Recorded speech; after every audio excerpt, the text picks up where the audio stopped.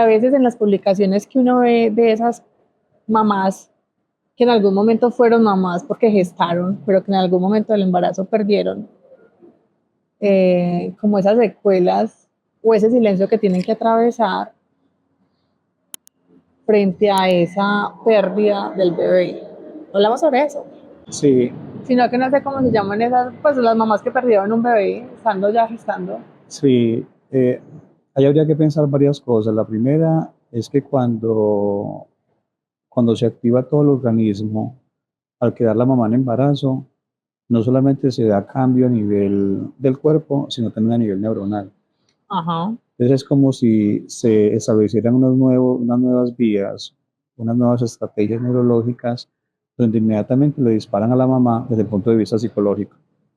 Le disparan a la mamá una cantidad de conductas orientadas al cuidado, A la ¿cierto? A la protección, sí. protección.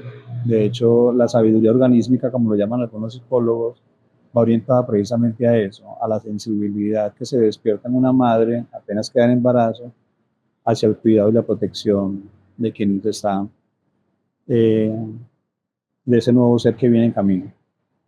Cuando eso se interrumpe por X o Y motivo, aborto o por cualquier tipo de circunstancia, en muchas mamás puede ocasionar una cosa que se llama el estrés postraumático. E inclusive algunos investigadores lo llaman como el síndrome posaborto, Ah, que está en ese momento en lista de ser posiblemente vinculado al Manual Diagnóstico y Estadístico de Trastornos Mentales, el DSM, ajá, el digamos en DSM-5. la versión 5, ya va a salir o salió la versión revisada, eh, y se va a tipificar como síndrome post-aborto, que es Oh. muy parecido a un trastorno por estrés post-trauma. No sé si lo has Pero el escuchado. estrés postraumático yo lo he escuchado es ya en las mamás una vez eh, dan a luz. Ahí no sería el postraumático, sino ya tiene que ver más con depresión, una depresión Posparto. postparto, exacto, cuando dan a luz. En ese caso, generalmente el síndrome post-aborto se da es cuando el embarazo por X o Y razón se interrumpe. Específicamente es para esa madre que perdió a su bebé. Sí, Ese es el posaborto. exacto. Inclusive algunos lo asemejan con el síndrome del miembro fantasma. Algunos personajes que han perdido alguna parte de su cuerpo neurológicamente sigue existiendo. Ajá. Entonces, en algunas ocasiones con ellas funciona igual. Es como si el cerebro, es como si la mente siguiera asumiendo de que el bebé está ahí o la bebé está ahí, pero obviamente el cuerpo sabe que no. Frente a eso, Nilda Charaviglio decía que la mente no sabe de lo que el cuerpo ya se enteró. Entonces, el cuerpo ya sabe que hubo una expulsión, pero la mente y el cerebro siguen trabajando como si el bebé todavía estuviera en la bolsa. Incluso pueden llegar a sentir todavía los movimientos y Eh, demás. Exactamente, inclusive se despiertan con dolores o con alteraciones o con algún tipo de molestia debido al embarazo. Entonces ahí viene un proceso a nivel psicológico de duelo, pero no es porque la mamá esté negando la pérdida, sino porque tiene que haber una readaptación en que el cuerpo se desajustó porque estaba en embarazo. Ahora se tiene que buscar ajustar de nuevo porque ya no está en embarazo. Y si la pérdida fue sorpresiva, va a ser mucho más complejo todavía. Entonces aparece también ese proceso de duelo por pérdida, que algunos lo llaman como el síndrome post-aborto. Y por ejemplo, cómo acompañar desde los familiares ese proceso, porque a veces pueden generarse reacciones de supérelo, ya mucho tiempo. Pues dentro de los pacientes que yo he recibido, que en muchas ocasiones, o en la mayoría de las ocasiones han sido personas muy jóvenes, promedio entre 17 y 23 años, eh, hay un asunto que les cuesta muchísimo y uno de los sentimientos que aparecen debido a lo que se padece después del aborto es la culpa.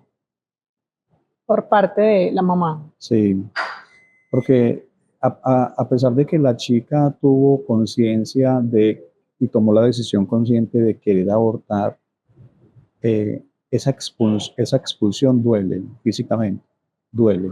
Pero sería en un aborto. En cualquiera de ellos. Okay. Porque igual, si el bebé si ese ser que estaba adentro sale, quedan secuelas, ¿cierto? Entonces hay un mecanismo de expulsión del cuerpo, obviamente para eso se toman las pastillas y después viene una especie de cura que el médico debe hacer para limpiar lo que posiblemente quedó allá. Todo ese proceso no solamente causa dolor físico, sino que también causa dolor emocional. Y generalmente la primera emoción que surge ahí es la culpa. A pesar de que ella, por ejemplo, diga de que quiso abortar y quiso hacerlo y tomó la decisión. Pero viene la culpa en el sentido de qué hubiera pasado si yo en vez de vivir ese dolor lo hubiera tenido.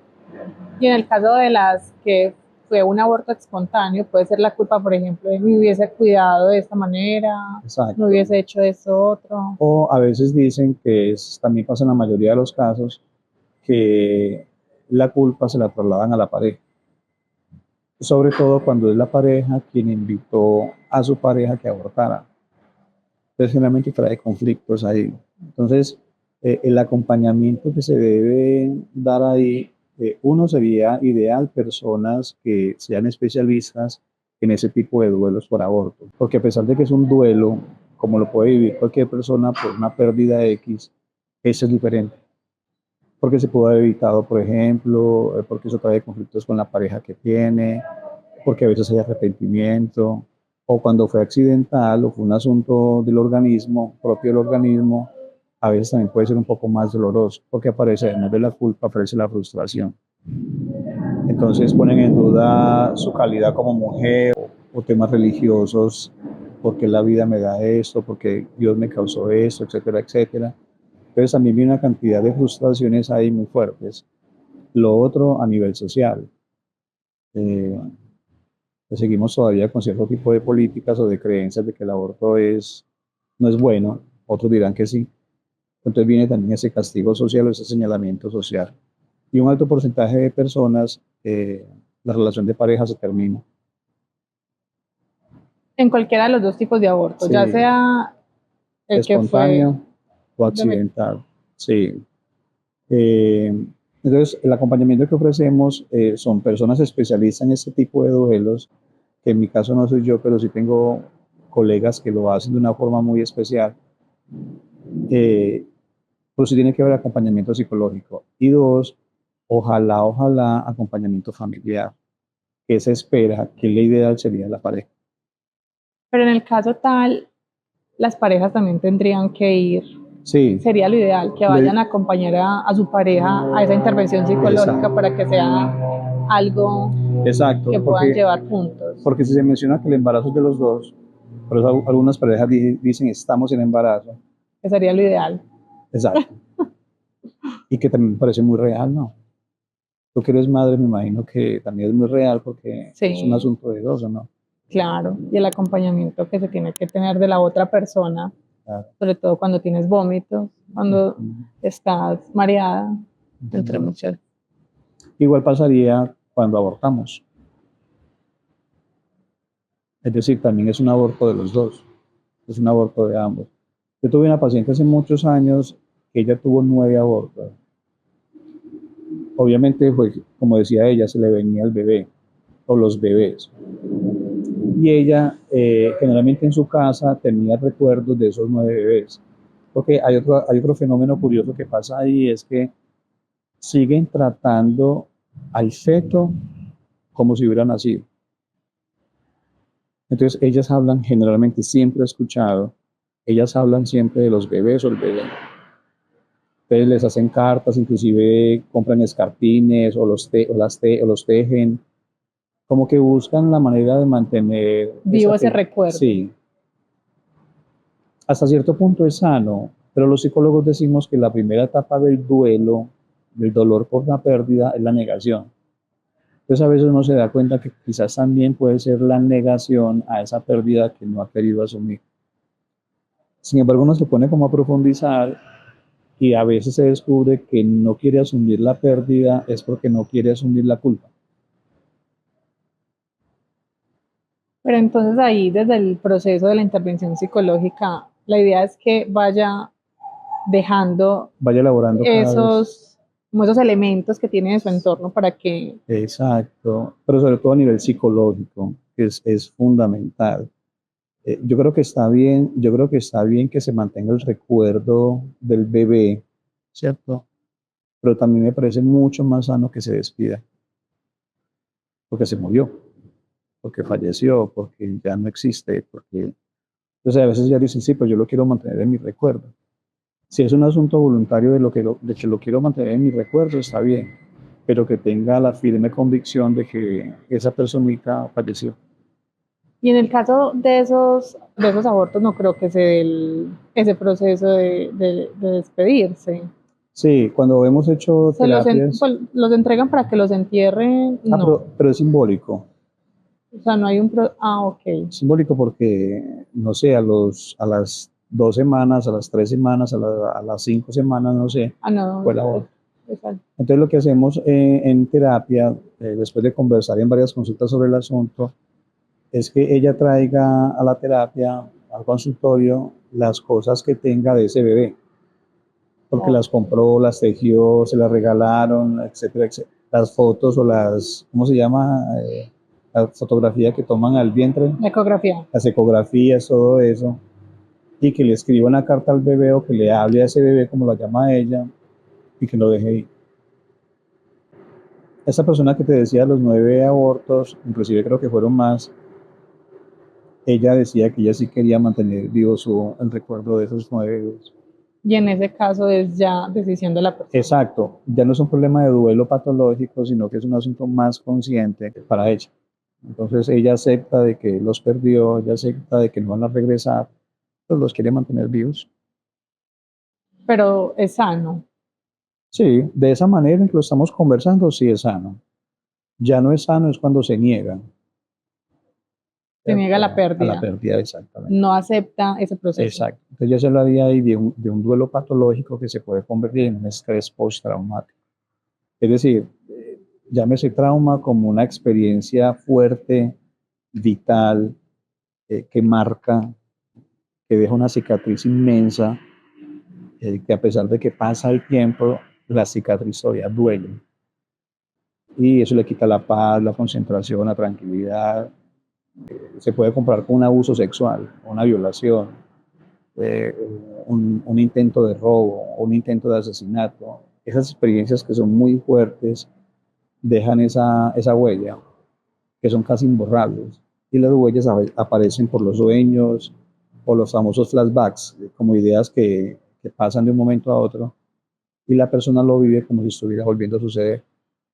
En algunas pacientes que abortaron por X o Y razón, escuchan a veces el llanto de los bebés o sienten cosas en el vientre, en el estómago, entonces vuelven a vivir lo que ya vivieron y que pasó ya hace tiempo atrás. Lo importante es que después de ese tiempo no se recuerde o no se viva como Es, con ese dolor, sino que se eh, acepte, que se cambie la exacto, perspectiva, lo que hablamos, que se cambie exacto, la perspectiva de cómo se ve eso que exacto. sucedió. Porque la idea no es que lo olviden, eso nunca se va a olvidar. Jamás se va a olvidar y entre otras cosas buenas que tampoco se van a olvidar. Pero el hecho es que se recuerde como un evento que pasó y que seguramente todavía duele, ¿cierto?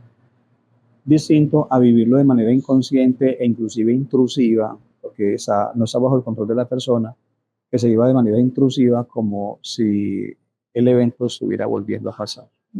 Entonces, como lo decía ahora, escucha el llanto o siente como si estuviera en embarazo, hay vómitos, hay náuseas, ese tipo de cosas como si estuvieran en embarazo y la persona sabe que no. Y de pronto lo que llaman bebés arcoíris, que es la llegada de un nuevo bebé después de la pérdida de uno, Okay. puede empezar a Sí, como a alivianar esas cargas de duelo del bebé pasado. Pero, en psicología hay un fenómeno mental que se llama desplazamiento. ok. Entonces, sí, ese dolor o ese post-trauma se puede desplazar hacia una nueva experiencia que puede inclusive menguar la anterior. No es que la quite, pero sí la desplaza, funciona como un paliativo, como como algo, ayudar el dolor del otro. exacto, de la pérdida anterior, exactamente. Y de pronto se pueden convertir con esos nuevos bebés arcoíris desde un aspecto muy sobreprotector, como que no quiero que de pronto le pase, incluso ya cuando nació. No se podría pensar como una causa o un factor que es directo, porque también depende de otra serie de factores.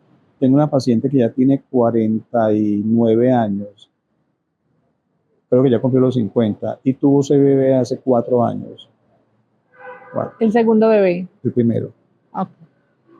Y los anteriores fueron abortos accidentales. O sea, ella se calificaba como una madre frustrada porque había querido tener hijos, y sufría por ello y estaba muy deprimida por ello. Y me acuerdo que en alguna ocasión ella dijo que le iba a volver a intentar, inclusive con el nuevo esposo, que es un poco menor que ella. El riesgo estaba en que el nuevo esposo tenía un solo testículo por un problema de salud que había tenido anteriormente. Más la edad de ella, una mujer ya añosa para tener hijos, el esposo es un poco menor, pero hicieron los exámenes, pruebas y finalmente, como dicen ustedes las mamás, cuajó. Y hoy en día el hijo tiene 4 años. Ella hoy en día dice que ella, lo de los abortos anteriores, ella dice que ya lo superó, porque tiene ya el príncipe ahí que les llena de vida, pero lo protege muchísimo pensando o bajo el criterio de que fue un hijo muy luchado. Muy deseado. Muy deseado, pero sobre todo muy luchado. Ella dice, tuve que tener tantos abortos para que finalmente llegara a él. Y como llega a él, Dios me dio la oportunidad, lo tengo que cuidar muchísimo y lo sobreprotejo. Entonces ella lo interpreta como un favor que le hizo Dios, un favor que le hizo la vida, y le dijo, ahí le hago el favorcito, cuídelo y protéjalo. Y obviamente porque ella dice, es que si no es este, ya no tengo más oportunidad, ya tiene 50 años y no lo voy a intentar más. Entonces también eso incide, ¿cierto?, en que sea sobreprotectora con la madre, que también es otro gran problema, ¿no? Que no solamente para ella, sino también para ese hijo. Claro, porque no le permite desarrollarse. Es que cuando sobreprotegen a los hijos, yo creo que les enseñan dos cosas. Uno, que el mundo es muy peligroso, el mundo es muy malo.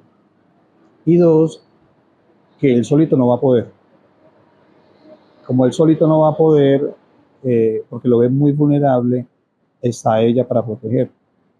Ya cuando crezcan, con seguridad que van a ser niños asmáticos, quizás un poco vulnerables y sensibles a cierto tipo de cosas, algo ansiosos, y obviamente con una muy poca capacidad o muy poca autoestima, porque van a pensar que no son capaces como se los enseñaron Desde la desde pequeños. autonomía para hacer las cosas que se pretendan, Exacto. que pretendan realizar. En psicología se llama autoeficacia, esa creencia que yo tengo de mí, de que tanto soy capaz de las cosas. Entonces, cuando son hijos así protegidos, su autoeficacia, autoestima es supremamente bajita. Primero porque el amor y la admiración depende de una figura, en ese caso materna, que luego se va a convertir en una pareja en otra persona. Y dos, muy ansioso porque queda con el esquema de que pase lo que pase, no va a ser capaz. Porque tiene siempre que tener a esa mamá. Compañía de alguien. Y puede ser las personas que siendo adultas todavía viven con la mamá, no se quieren alejar. Esa es una posibilidad. Y la segunda es que se consigan una pareja rehabilitadora de gamín. ¿Cómo así? Existen las parejas rehabilitadores de gamines, es decir, personas que están buscando a quién cuidar, ok. a quién orientar. Entonces lo forman a uno, ¿no? Entonces uno termina siendo como el hijo que nunca tuvieron, porque lo regañan a uno, le dicen cómo vestirse a uno, le dicen no hable así, párese bien, acuéstese bien, no ronque que se desgasta. O sea, ellos estarían asumiendo ese mismo rol con otra persona. Exacto, es decir, ellos buscarían parejas que hagan el papel del ser humano que necesiten para ellos. Del papel que ellos fueron en su momento con su mamá, en este caso. Exactamente. Okay. Por eso es que dicen que las parejas, lo que realmente hacen las parejas es que me reafirman lo que yo soy. Cuando uno busca pareja, uno busca eso. Entonces, claro, si yo nací y me he levantado con la idea de que necesito ser cuidado como me lo enseñó mi mamá protectora, pues obviamente tengo que buscar una mujer mayor de temple, pero que me dé seguridad. Y ellas, lo contrario, ¿cierto? Buscan, se sienten seguras, cuidadoras, y obviamente buscan a quien cuidar. Igual también pasa con los hombres, ¿no? Hay hombres que buscamos siempre a quien cuidar, a quien orientar. Por eso a veces nos conseguimos mujeres menores, cronológicamente hablando en cuanto a la edad. Y cuando buscamos cronológicamente a alguien menor, no tanto por el número de años, sino por la poca experiencia, pero nos damos cuenta que es perfecta para uno porque uno la puede hacer a su manera y Lo orientarla y puede cuidarla moldear. y la puede moldear. Y ellas, pues obviamente se dejaría moldear. En caso de que eso sucede, pues somos la pareja perfecta. Pero llegará un punto en el que la mujer dice, No, porque si tu no, misión es cuidarme y la mía es dejarme cuidar hasta que la hay, muerte nos separe. hay un complemento ahí que tú me Esa, cuidas y yo me dejo cuidar. exactamente. Pues yo creo que en todas las parejas funciona igual, ¿no? Pues siempre hay uno que suple la necesidad del otro y viceversa, ¿no? Bueno, no solamente en temas de cuidado, Ajá, sino en creo que otras cosas. en diferentes Esa, aspectos de la eh, vida. exactamente. Entonces, el tema de los abortos y de las pérdidas es un asunto, obviamente, que tiene mucho más de fondo, muchísimo más de fondo, a nivel neurológico, a nivel social, ¿cierto? Pero Sí, sobre todo a nivel además, psicológico. porque yo creo que esas mamás que iban a hacerlo, pero que por cuestiones de la vida no pudieron serlo, eh, a veces de pronto no se les da como esa voz para que expresen eso que están sintiendo. Sí, Porque si lo hacen o porque si están llorando todo el tiempo, les viene ese recuerdo, se van a sentir mal, pero la otra persona puede decir eso, como que ya llevas un año, 2 años, incluso 3, sí, pero no nos ponemos en esa posición de la pérdida que fue, claro, de lo que significó para ella, sumado a que muchas veces no hay una intervención psicológica que aporte o así es. ayude a llevar ese proceso tan doloroso, sobre todo para la mamá, que es la que vive todo ese duelo y todo lo que estás diciendo a nivel físico, Sí, neurológico y total. demás, eh, por parte de esa familia, en este caso también pues de la pareja. Y lo otro es que tiene, sí, yo creo que a veces nos falta un poquito de comprensión frente a eso porque son asuntos que no están bajo el control de ellas como madres. Yo por ahí tengo una frase que dice que el duelo debe perdurar tanto como tanto lo necesite la persona que haya perdido a alguien. Porque a veces los psicólogos se dan la tarea de decir erróneamente, de mi parte lo digo, me responsabilizo por eso, que los duelos deben durar entre 3 meses, 6 meses, un año y que ya después de eso ya se tiene que haber superado. Las pérdidas nunca se superan, nunca, nunca se superan porque la pérdida siempre va a doler. Incluso yo creo que eso lo vemos, por ejemplo, con las abuelitas, que Sí, puede que un hijo se le haya muerto hace sí, 30 años, sí, pero cuando ella evoca ese recuerdo en sus ojos, en lo que claro. dice, se va a visibilizar Y de hecho se apagan, y se va ¿no? a evidenciar Sí, ese dolor y ellas mismas lo expresan. Es que yo me acuerdo como si fuese ayer cuando mataron a, o cuando exactamente. mi hijo murió de, Y cada fecha, cada aniversario lo recuerdan, lo lloran. celebran el cumpleaños, así ya esté Sí, muerto, claro, pero con la Eucaristía sí, celebran claro. el cumpleaños. Además que tienen otro mecanismo, sobre todo desde el punto de vista religioso. No sé si se han dado cuenta que a veces ya dicen, le pedí al ánima de él para que le proteja a usted en ese viaje que va a hacer, al ánima de su hermano. Entonces le rezan a las ánimas y sobre todo al ánima de tu hermano, de tu familiar que haya fallecido, para que te proteja. Entonces uno también se da cuenta que es una forma de mantener viva esa imagen ahí, inclusive hasta después de muerto, que cobra importancia. Entonces también influye mucho. Por eso dicen que no se muere quien se muere, sino quien se olvida. Por eso en México hay la tradición Exactamente, de los muertos, del Día de exactamente. los Muertos. Entonces yo creo que las pérdidas nunca se van a superar. Esa palabra me parece terrible, porque eso no, es que no es un asunto de superación. Yo creo que es un asunto de adaptación. Es decir, te quise mucho, te amé demasiado, pero me tengo que adaptar a seguir la vida sin ti. ¿Cierto? Y no quiere decir que no pueda volver a reír, no puedo volver a enamorarme, no puedo volver a fiestas, no puedo quitarme la ropa negra que utilizan las abuelas, ¿cierto? No, no significa eso. no, yo te recuerdo, no te olvido, el corazón todavía late por ti, como la canción, pero sé que me tengo que adaptar sin vos, porque es que no tengo una opción distinta que seguir viviendo. ¿Sabes? Entonces yo creo que los duelos no se superan, pero si uno pasa por una serie de fases que lo conducen a uno a la adaptación o adaptarse a vivir sin esa persona. Con los abortos pasa exactamente igual, ¿cierto? Obviamente con diferencias psicológicas, porque pues este nunca nació, ¿verdad? Nunca lo vi formado en persona, distinto a un hijo que ya lleva Claro, y se muchos años. pueden, por ejemplo, las mamás pueden imaginar cómo sería, Eh, cuánto tendría. En este momento estaría, si la fecha probable de parto era tal, en este momento pudiera estar haciendo su cumpleaños o su bautizo. exactamente. Y les hacen cultos y altares y cosas. Yo creo que es un proceso. Con esta chica de los 9 abortos, yo creo que más que uno ofrecer terapia, ellos son los que más bien le enseñan a uno cosas. Y es un asunto del cual hay que tener paciencia, también mucha tolerancia y sobre todo capacidad de adaptarse. Porque, bueno, ella finalmente, terminar esta historia, ella finalmente decidió no volverlo a intentar.